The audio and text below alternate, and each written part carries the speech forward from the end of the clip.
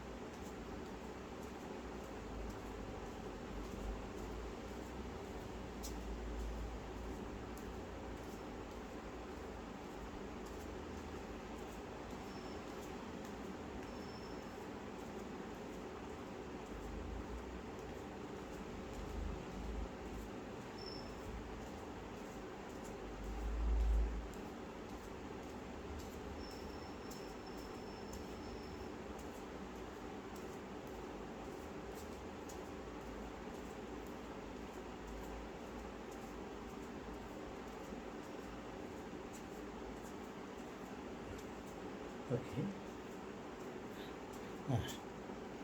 இந்த எக்ஸசைஸ் வகைகளில் இந்த 2 கையும் தட்டி வரும் எப்படி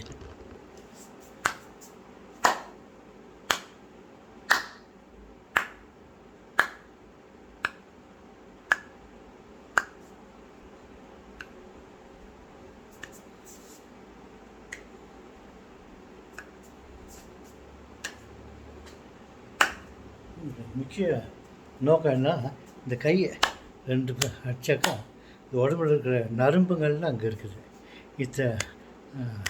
இப்படி அசைச்சாக்கா தட்டுனா இந்த அசைவு ஏற்பட்டு உடம்புல இருக்கிற நரம்புகள்லாம் ஆக்டிவ் ஆகுது.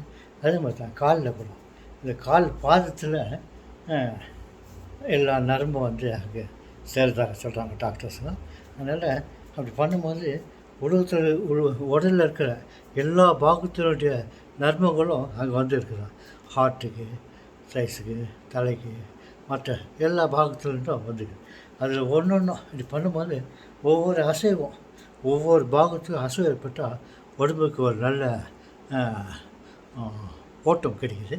அதனால் உடலுக்கு ரொம்ப உபயோகமாக இருக்குது இந்த 2 எக்ஸசைஸ். நம்ம சொல்கிறோமே ஷேர் மிதிக்கிறோமே, அல்லது லெஃப்ட் ரைட். அந்த காலத்துலலாம் ஆங்கிலம் தெரியாத அப்பாவி மனிதர்களுக்கெல்லாம் லெஃப்ட் ரைட்டுன்னு சொன்னால் அவனுக்கு தெரியாது.